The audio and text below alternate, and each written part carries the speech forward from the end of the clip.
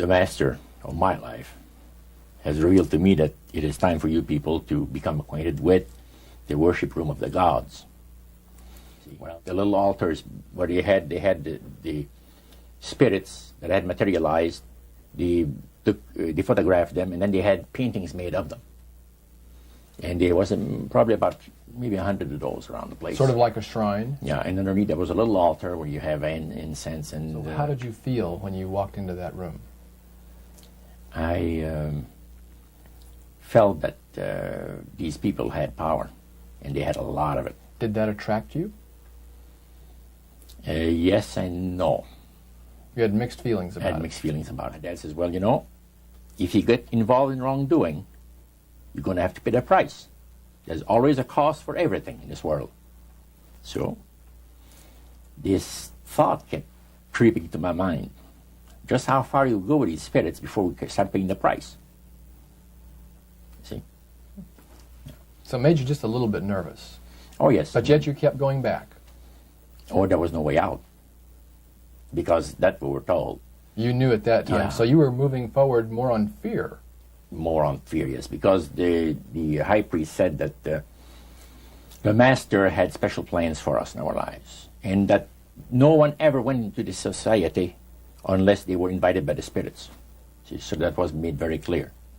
And he also expressed to us the danger, explained to us the danger of going against the will of the spirits. So in reality, Roger, you were chosen by high-powered demon spirits to be a part of their human, special, privileged group.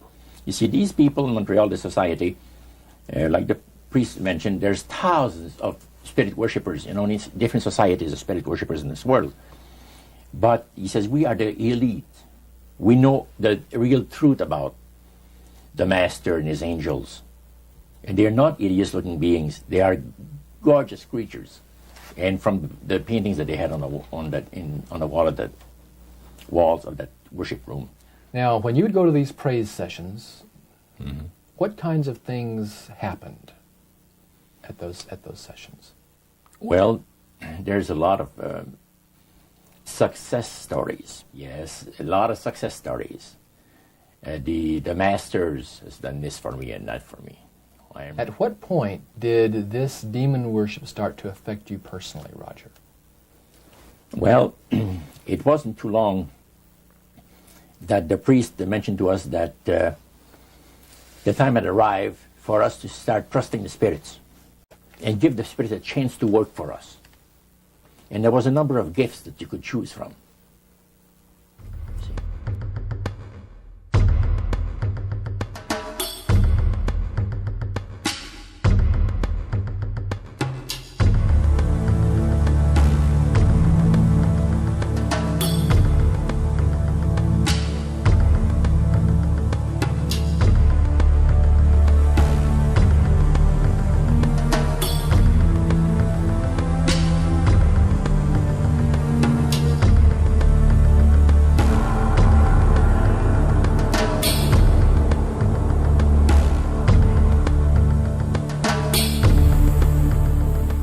Give the Spirit a chance to work for us.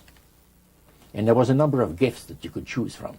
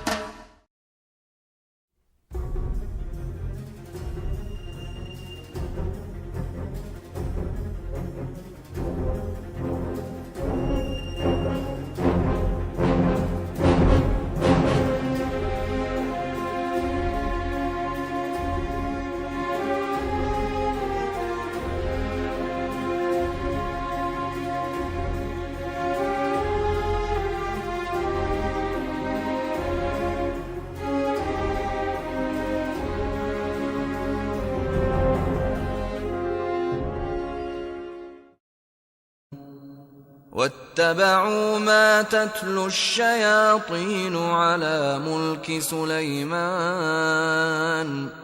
وما كفر سليمان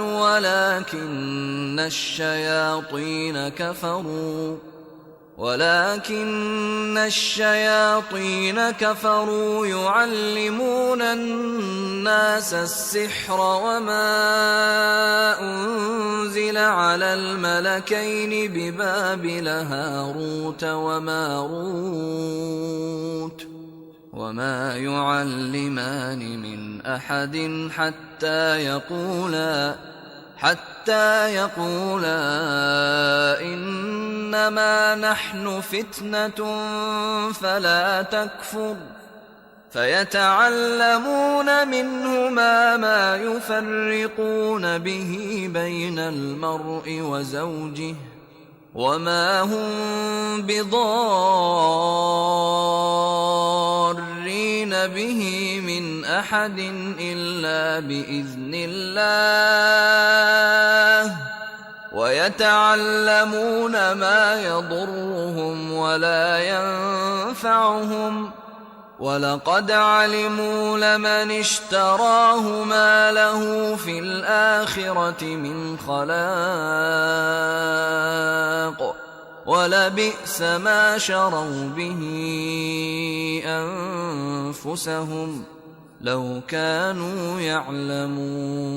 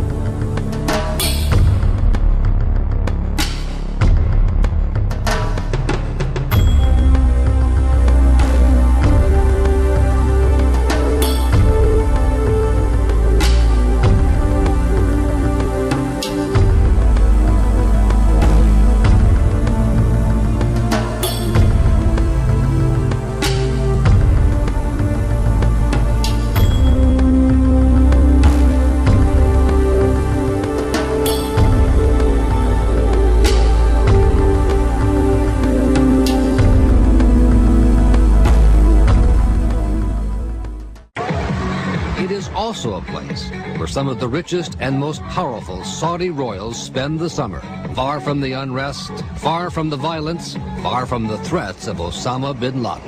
When I see this, I think that they fiddle while Rome burns. Fleeing the heat for European resorts has become a royal Saudi tradition. Until he became too sick to travel, the Saudi King Fahd would arrive every August in his personal 747 aircraft.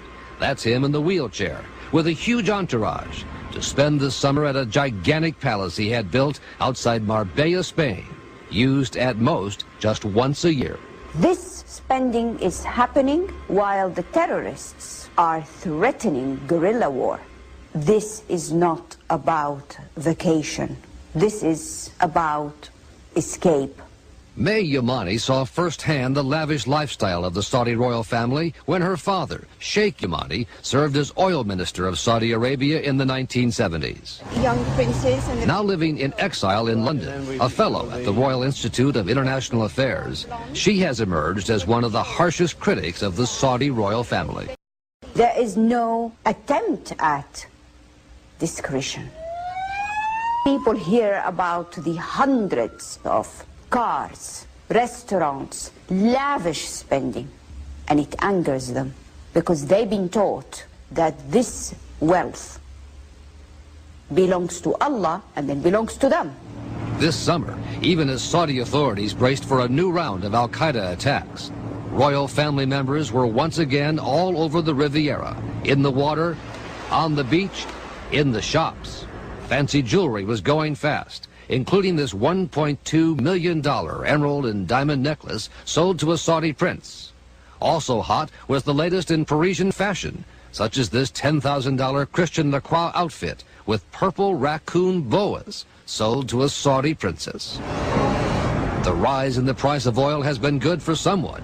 In the harbor in Cannes, we counted at least 7 huge Saudi yachts, some of the biggest in the world. The yacht of Prince Sultan, the Saudi defense minister, here. The yacht of one of the king's sons, there.